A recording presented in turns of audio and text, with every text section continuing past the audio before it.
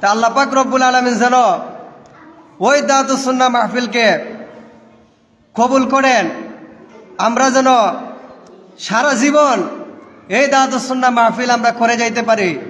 ওই দাওয়াতুস সুন্নাহ মাহফিল আমাদের পরে, আমরার পরে যে প্রজন্মের মধ্যে যে আলেম উলামা আসে, আমাদের যে যুবক ভাইয়েরা, সভাপতি এবং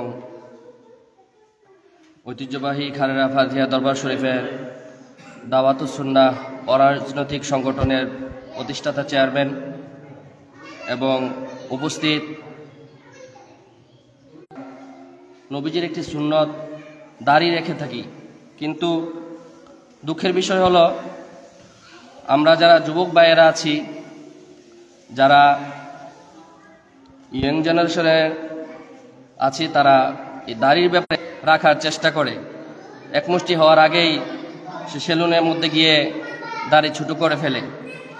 নবী করিম সাল্লাল্লাহু আলাইহি সাল্লাম বলেছেন, যে ব্যক্তি আমার যে উম্মত তার মুখে কিভাবে যে আল্লাহ তুমি আমার মুখে দাড়ি দিয়ে ভুল করেছ, তোমার ভুলটা শুধরানোর জন্য আমি মুখের দাড়িগুলা কেটে ফেলি অথবা ছোট করে ফেলি।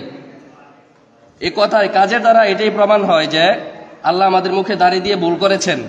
এবং মুরব্বী বাবারা আছেন, সবাই চেষ্টা করবেন নবী করিম সাল্লাল্লাহু আলাইহি সাল্লামের একটি সুন্নত দাড়ি রাখার জন্য। দাড়ি রাখলে অনেক রকমের ফায়দা আছে। দাড়ি যদি আমরা রাখি অনেক রকমের ফায়দা আছে, বিস্তারিত আলোচনা করা যাবে না। এখানে অনেক উলামায়ে কেরামগণ আছেন, তারা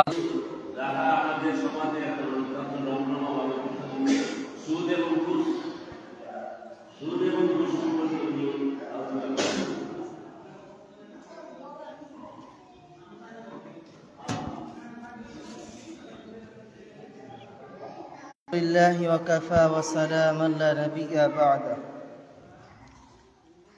অধ্যকার আয়োজিত দাওয়াতুস সুন্নাহ কর্তৃক আয়োজিত ঐতিহ্যবাহী খালেরা ডক্টর বাড়ি মসজিদে আজকের দাওয়াতুস সুন্নাহ মাহফিলের সম্মানিত সাহেব, আরও যারা উপস্থিত রয়েছেন, আমার সামনে উপবিষ্ট শ্রদ্ধেয় মুরব্বী বাবারা, যুবক ভাইয়েরা, ছোট ছোট সোনামণিরা, পর্দার আড়ালে মাইকের আওয়াজ যতটুকু লিল্লাহ, পাশাপাশি লক্ষ কোটি দুরূদ সালাম রাহমাতুল লিল আলামিন শাফিউল মুজনাবিন হুজুর ফারনুর সাল্লাল্লাহু আলাইহি ওয়াসাল্লামের রওজা কদমে সকলে সংক্ষিপ্ত আকারে পড়ি সাল্লাল্লাহু আলাইহি ওয়াসাল্লাম। সম্মানিত হাজিরিন, আলাম তাইয়্যিবা ওয়ালা তাত্তাবিউ খুতুওয়াতিশ শাইতান ইন্নাহু লাকুম আদুউম মুবিন। আল্লাহ পাক রব্বুল আলামিন বলেন, হে দুনিয়ার মানুষ সকল, তোমরা আল্লাহকে ভয় করো।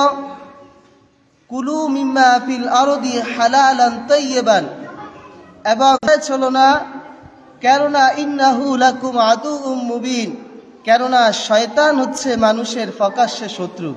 কথা বলেন ঠিক কিনা? শয়তান আমাদের শত্রু না বন্ধু? শত্রু।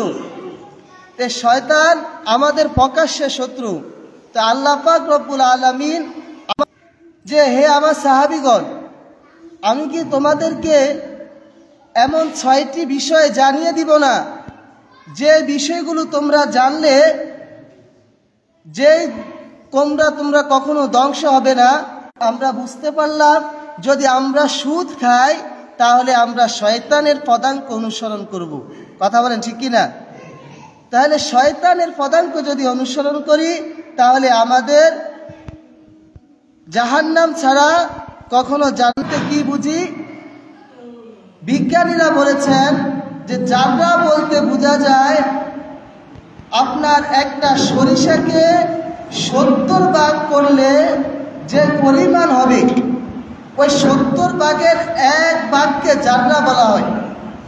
তাহলে আমাদের লেনদেন আপনার সুদ আদান প্রদান করত, তারা একজনকে টাকা দিত এবং টাকা দেওয়ার পরে ওই টাকা যথাসময়ে ফিরিয়ে দিতে পারত না। তখন অন্য গোত্রের লোক এসে বলতো যে হে ভাই, আমার কাছে পৌঁছে দিলেন। বনু মাকসুমি গোত্র এবং বনু সাকিম গোত্র তারা ঈমান গ্রহণ করে মুসলমান হয়ে গেছে, বলি সুবহানাল্লাহ। এখন ওই পূর্বের যে লেনদেন ছিল, ওই লেনদেনকে কেন্দ্র প্রসারের সাথে সাথে আল্লাহ পাক রব্বুল আলামিন পবিত্র কোরআনুল কারিমে আয়াত নাযিল করে দিলেন, ইয়া আইয়ুহাল্লাযীনা আমানু। দেখেন, ঈমানদারকে বলতেছে যখন মুসলমান হয়ে গেছে, শুরুতে বলেছে নাসদেরকে সমগার রিবা এবং তোমাদের সুদের যেই অংশ বাকি ছিল তা তোমরা বর্জন করে, বলি সুবহানাল্লাহ। তাহলে ঈমানদারের জন্য কর্তব্য হবে যে সুদ ছিল, যে সুদের কারবার ছিল, সুদের লেনদেন ছিল, সেটা বর্জন করা। ইন কুনতুম মুমিনিন, বিপদে পড়ে গেছি, আমাকে 500 টাকা ধার দাও। বলবে না না, আমার কাছে টাকা নাই, আমি 1 সপ্তাহ ধরে ঘরে বাজার করতে পারি নাই। কিন্তু অন্য একটা ভাই যখন এসে বলবে, ভাই আমাকে 1 সপ্তাহের জন্য 500 টাকা ধার দাও, আমি 1 সপ্তাহ পরে 700 টাকা দিব, তখন তো দিতে হবে। তখন এইভাবে আমাদের সমাজের মধ্যে এই সুদের ব্যবসাটা প্রচলিত হয়। আবার অনেকে বলেন যে সুদ যেমন ব্যবসাও তেমন, সুদ যেমন ব্যবসাও তেমন। কিন্তু আল্লাহ পাক সুদ খাওয়া তো অন্য আয়, সুদ খাওয়া অন্য আয়। কেমন অন্য আয়? যে আমি যদি ব্যবসা করতাম তাহলে আমার ওই ব্যবসা থেকে লাভ হতো। এখন আমি আপনাদের কাছে একটি কথা জানতে চাই, ব্যবসা করলে লাভের সাথে লস হয় কি হয় না? হয় কি হয় না? যদি ওই সুদ আর ব্যবসা করা একই হতো তাহলে আমি কখনো নিব না। তাহলে এইভাবে কর্জে হাসানা কখনো দেওয়া যাবে না। এবং আমরা অনেকে মনে করি যে সুদের ব্যবসা করলে বিনা পরিশ্রমে বিনা কষ্টে আমরা বিশাল সম্পদের মালিক হয়ে যাব, আমাদের অটল সম্পদ হয়ে যাবে। কিন্তু আল্লাহ পাক রব্বুল আলামিন বলেন, ঘোষণা দিয়ে দিচ্ছি যে আমি সুদকে ধ্বংস করে দিব, বলি না সুবহানাল্লাহ। সুদকে কি করে দিব?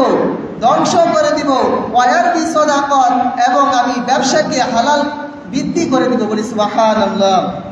তাহলে সুদ আপনি যতই কোটিপতি হন, আপনাকে একটা টিউমার দিবে, ন্যায় বিচার ছাড়া কোনো অন্যায় বহনযোগ্য হবে না। প্যারা হাজিরিন, আমরা এখন যে দান সদকা করি আমাদেরকে লক্ষ্য রাখতে হবে, অনেক দান সদকা খাওয়ানো ব্যক্তি সুদে টাকা লাগায়। কথা বলে ঠিক কিনা? আমি নিজ চোখে দেখেছি, অনেক বেশি হয়, মুনাফা বেশি হয়, মানুষ কি করে ব্যাংক থেকে লোন এনে সুদের মধ্যে লাগায়, বলি না নাউজুবিল্লাহ। ব্যাংক থেকে লোন এনে কি করে আপনার এই সুদে লাগায়, কারণ ব্যাংকের থেকে সুদে লাগালে মুনাফা বেশি পাওয়া যায়। এই জন্য ব্যাংক থেকে এলআইএস খাওয়া যায়, আছে কিনা নাই? তাহলে আমাদেরকে সতর্ক রাখতে হবে।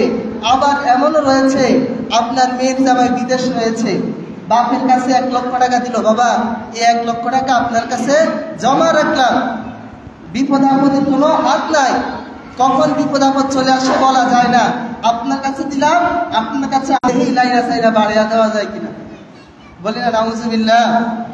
লাইরা সাইরা বাড়িয়া দেওয়া যায় কিনা, কিন্তু এভাবে কি কখনো জায়েজ হবে? তাহলে আল্লাহ পাক রব্বুল আলামিন আমাকে আপনাকে যে সম্পদ দিয়েছেন, হয়তো আপনি ব্যবসা করতে হবে, নয়তো কৃষিকাজে লাগাতে হবে, নয়তো কোনো মুসলমানকে কর্জে হাসানা দিয়ে আপনার সম্পদকে বৃদ্ধি করতে হবে। কথা বলেন ঠিক কিনা? আমি অমুক ব্যক্তিকে 10,000 টাকা দিলাম, ওই টাকাটা আসলে আমি আমার এই একটা বাড়িতে একটা কাজ করব বা এমন কিছু করব, কিন্তু দেখা গেল 15 তারিখে টাকা দিতে না পারায় ওই মুসলমান ভাই কষ্ট পেল। কথা বলে ঠিক কিনা? তাহলে আমাদের কর্জে হাসানার মধ্যে, লেনদেনের মধ্যে যথাযথ নিয়ম সঠিক থাকতে হবে। যেই দিন বলবেন, যে সময় বলবেন, ওই সময় যদি জন্য 70টিরও বেশি আযাব রয়েছে, বলি না নাউজুবিল্লাহ। এর মধ্যে সর্বনিম্ন যেই আপনার আযাব, সেটি হচ্ছে আপন মায়ের সাথে জিনা করার গুনাহ তার আমলনামায় আল্লাহ পাক রব্বুল আলামিন লিখে দিবে, বলি নাউজুবিল্লাহ। তাহলে আমরা কখনো জেনে শুনে যেইভাবে আপন মায়ের সাথে জিনায় লিপ্ত হতে পারে মশলা দিয়ে, এমনকি ভালো করে রান্না করে আপনাকে দাওয়াত দেয়, আপনি খাবেন? বলেন খাবেন? তাহলে কুকুরের গোশত যেমন ওই সুদের অর্থ দিয়ে যে আপনি সম্পদ ব্যয় করবেন, যে সম্পদ অর্জন করবেন, যে সম্পদ বাজার করবেন, ওই এক খাদ্যদ্রব্যগুলো সেই সেম। আপনি কুকুরের গোশতকে যেভাবে হারাম মনে করতেছেন, ঠিক সেইভাবে আপনাকে এই শুকুরের গোশতকে যেভাবে হারাম মনে করেন, এই সুদের এই অর্থকেও আপনাকে সেইভাবে হারাম মনে করতে হবে। এবং শুধু তাই নয়, এই সুদের কারবার যে ব্যক্তি করে, ওই ব্যক্তির বিরুদ্ধে আল্লাহ পাক রব্বুল আলামিন স্পষ্টভাবে কোরআন শরীফে বলে দিয়েছে, আমি যুদ্ধের ঘোষণা দিয়ে দিলাম, বলি নাউজুবিল্লাহ। তাহলে আমরা কি আল্লাহ পাকের সাথে যুদ্ধ করে পারবো? তাহলে আল্লাহ পাক রব্বুল আলামিন যেহেতু আমাদেরকে এই সুদ থেকে ফিরে আসতে বলেছে, আমরা যারা এই সুদের মধ্যে লিপ্ত রয়েছি, জেনে না জেনে, বুঝে না বুঝে আমরা ফিরে আসার চেষ্টা করব। এবং এগুলো মারাত্মক কয়েকটা আযাব রয়েছে, তার মধ্যে আরেকটি হচ্ছে কিয়ামতের ময়দানে আপনাকে আমাকে এমনভাবে উঠানো হবে যে মনে হবে শয়তান আমাদেরকে স্পর্শ করে দিয়েছে, বলেন নাউজুবিল্লাহ। প্যারা হাজিরিন, এবং এই সুদের ব্যবসা যারা করে আপনার এই এলাকার মধ্যে, আল্লাহ পাক রব্বুল আলামিন কিতাবের মধ্যে রয়েছে যে কোনো এলাকার মধ্যে যদি একজন আলেম থাকে, একজন বুজুর্গানে দিন থাকে, তাহলে ওই এলাকার মধ্যে আল্লাহ পাক রব্বুল আলামিন কখনো আযাব দেয় না, বরং রহমত দেয়, বলি সুবহানাল্লাহ। অপরদিকে আল্লাহর প্রিয় হাবিব সাল্লাল্লাহু আলাইহি ওয়াসাল্লাম ইরশাদ করেন, কোন এলাকার মধ্যে যদি একটি মাত্র সুদখোর থাকে, তাহলে আল্লাহ পাক রব্বুল আলামিন ওই ব্যক্তির কারণে ওই এলাকার মধ্যে গজব দেওয়াকে ফরজ করে। সুদ গ্রহীতা, সুদ দাতা, সুদের লেখক এবং সুদের সাক্ষীদাতা চারজনের মারাত্মক শাস্তি এবং চারজনের সমান শাস্তি, বলি নাউজুবিল্লাহ। তাহলে আমরা সকলে আজকে এই দাওয়াত সুন্নাহর মাহফিল থেকে ওয়াদা করে যাব যে আমরা কখনো সুদ খাবো না, আমরা কখনো সুদ দিব না, আমরা কখনো সুদের সাক্ষী থাকবো না, এবং আমরা কখনো সুদের লেখক হবো না। আমরা পারবো কি পারবো না? সকলে হাত তুলে বলি, আমরা পারবো কি পারবো না? হে আল্লাহ, আমাদের সকলকে আপনি এই মারাত্মক হারাম সুদ থেকে হেফাজত করুন। আমরা ইতিপূর্বে যারা লিপ্ত রয়েছি, আমাদেরকে ফিরে আসার তৌফিক দান করুন। প্যারা হাজরিন, আমি অসংক্ষিপ্ত বক্তব্য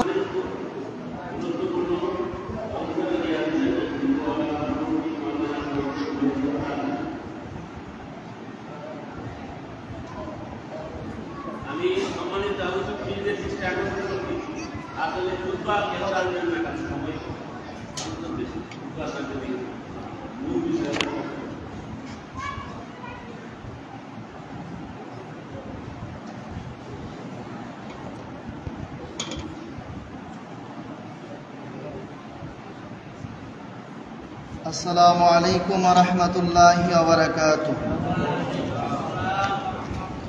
আলহামদুলিল্লাহ রাব্বিল আলামিন। সকলেই আলোচনা শুরু করার পূর্বে আল্লাহ রাসূল সাল্লাল্লাহু আলাইহি সাল্লামের উপর দুরূদ শরীফ পাঠ করি, কেননা দুরূদ শরীফ পাঠ করলে দুরূদ শরীফের আওয়াজ আমার নবীজি রওজা আতহার থেকে নিজ কান মুবারক দিয়ে শুনে, জবান করে বলি সুবহানাল্লাহ।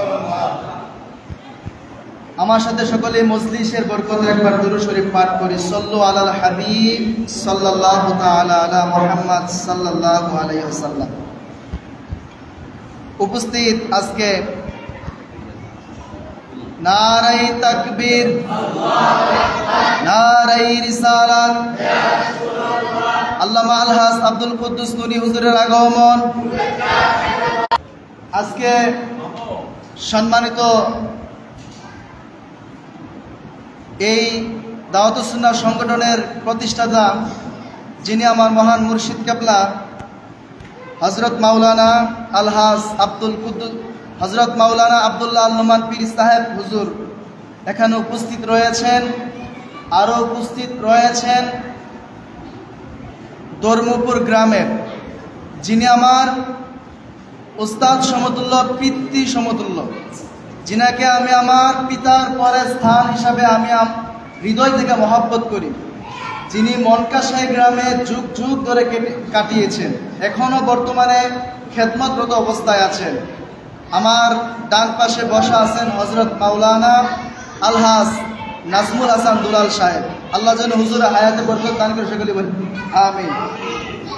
আরও অসংখ্য উলামায়ে কেরামগণ আছেন, মুরব্বিয়ানে কেরামগণ আছেন, যাদের নাম উল্লেখ করা সময় সংক্ষিপ্তর জন্য উল্লেখ করা যাচ্ছে না। আমরা আজকে এই দাওয়াতুস সুন্নাহ সংগঠনের প্রোগ্রামের মধ্যে এসেছি। প্রত্যেক আলেমদের মুখ থেকে এমন কোনো মুসলমান নাই, নামাজ জীবনে পড়ছে না এমন কোনো মুসলমান নাই, প্রাপ্তবয়স্ক মুসলমান যে নামাজ পড়ে নাই এমন কোনো মুসলমান নাই। নামাজ সবাই পড়েন, ঠিক কিনা? এই সম্পর্কে আলোচনা আসলে আমি করার মতো সেই জ্ঞান নাই, নামাজ সম্পর্কে আলোচনা করার মতো আমার কোনো যোগ্যতা নাই। নামাজ একটা গুরুত্ব, সেই নামাজের মধ্যে নবীকে সালাম দেওয়ার বিধান আছে না নাই? আল্লাহ রাব্বুল আলামিনকে সালাম দেওয়ার বিধান কোনো জায়গার মধ্যে নাই।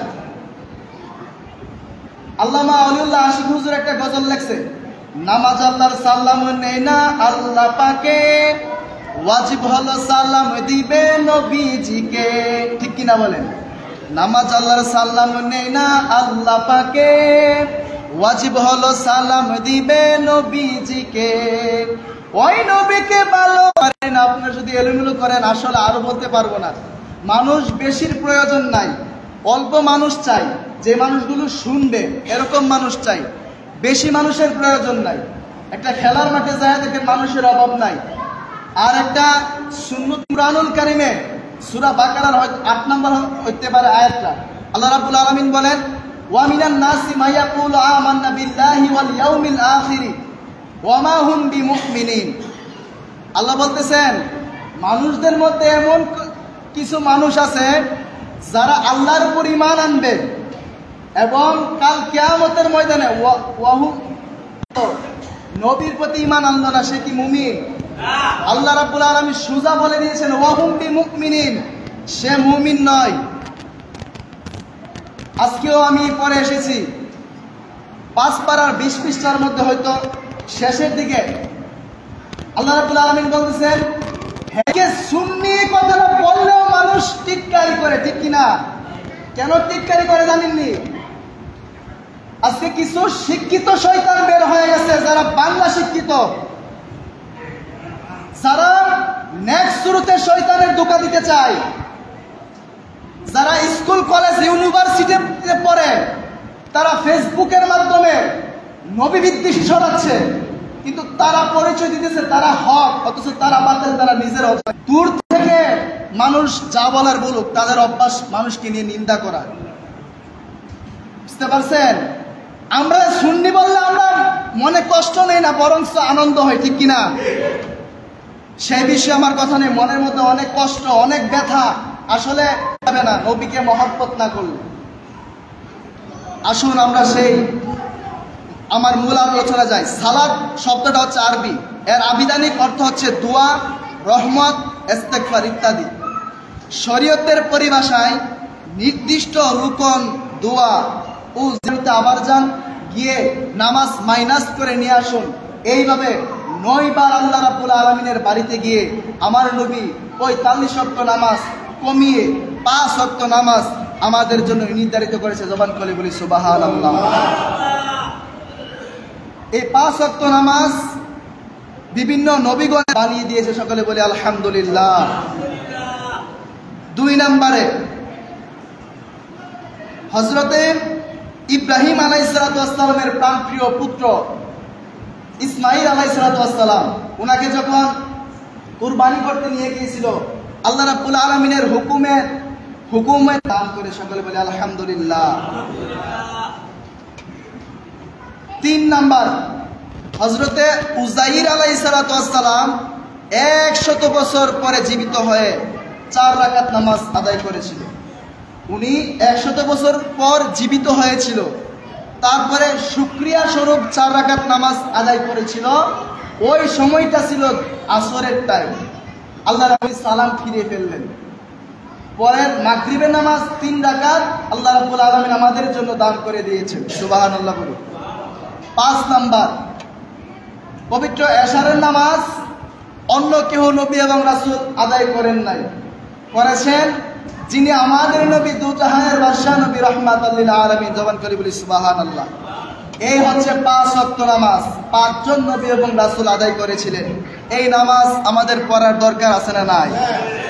আচ্ছা, নামাজের বিধান। নামাজ ইসলামের দ্বিতীয়, ওয়া ইতাজ যাকাতা ওয়া হজ্জাল বাইত ওয়া সাওমুর রমাদান। এই 5টা স্তম্ভের মধ্যে দ্বিতীয় নাম্বার রুকন হচ্ছে নামাজ। 1 নাম্বার হচ্ছে আল্লাহ রাব্বুল আলামিনের উপর ঈমান আনা, আমাদের নবীর উপর ঈমান আনা এবং একটা সাক্ষ্য দান করা। 2 নাম্বার হচ্ছে নামাজ। 3 নাম্বার হচ্ছে হজ। 4 নাম্বার হচ্ছে রোজা। এটা আমরা নামাজ ফরজ হওয়ার দলিল হিসেবে পেয়ে গেলাম। আল্লাহ তাআলা তার বান্দাদের উপর দৈনিক 5 ওয়াক্ত নামাজ ফরজ করেছেন, এটা আমরা হাদিসের মধ্যেও পেয়েছি। নামাজ উত্তম আমল, নামাজ হচ্ছে আমাদের জন্য উত্তম আমল। যেমনইভাবে আপনি হজ করবেন, হজ তখন আপনার উপর ফরজ হবে যখন আপনি হজ করার মতো অর্থ আপনার কাছে থাকবে। যদি আপনার ফরজ হয়, জীবনে একবার হজ করা ফরজ, রোজা বৎসরে একবার, তারপরে যাকাত বৎসরে একবার, জন্য 5 ওয়াক্ত নামাজ পড়া আল্লাহ রাব্বুল আলামিন ফরজ করে দিয়েছেন। সূরা আনকাবুতের 45 নম্বর আয়াত আল্লাহ রাব্বুল আলামিন বলেন, ইন্নাস সালাতা তানহা আনিল ফাহশাই ওয়াল মুনকার। আল্লাহ বলেন, নিশ্চয় নামাজও খা, ঘুষও খা, নামাজও পড়ে অন্যের গীবত করে, নামাজও পড়ে অন্যের সমালোচনা করে, অন্যের সমালোচনা করে। আমি বলি কি, নামাজের জায়গা, নামাজ পড়েন। এই নামাজ আপনাকে আল্লাহ রাব্বুল আলামিন এমন একটা হেদায়েত দিবেন, সেই হেদায়েত প্রাপ্ত হওয়ার পরে আপনি আর সুদ ঘুষও খাবেন না, আপনি মানুষের নিন্দা করবেন না, আপনি দৈনিক 5 ওয়াক্ত নামাজ আদায় করেছেন। হযরতে আনাস রাদিয়াল্লাহু তাআলা আনহু থেকে একটি হাদিস, জৈনিক এক ব্যক্তি নবী করিম সাল্লাল্লাহু আলাইহি সাল্লামের সাথে দৈনিক 5 ওয়াক্ত নামাজ আদায় করতেন, কিন্তু সব ধরনের অশ্লীল কাজে লিপ্ত থাকত। আয়েশা বলছে, ইয়া রাসূলুল্লাহ, আমি তো নামাজও পড়তাম, খারাপ কাজও করতাম, আজকে থেকে আমি তাওবা করেছি আর খারাপ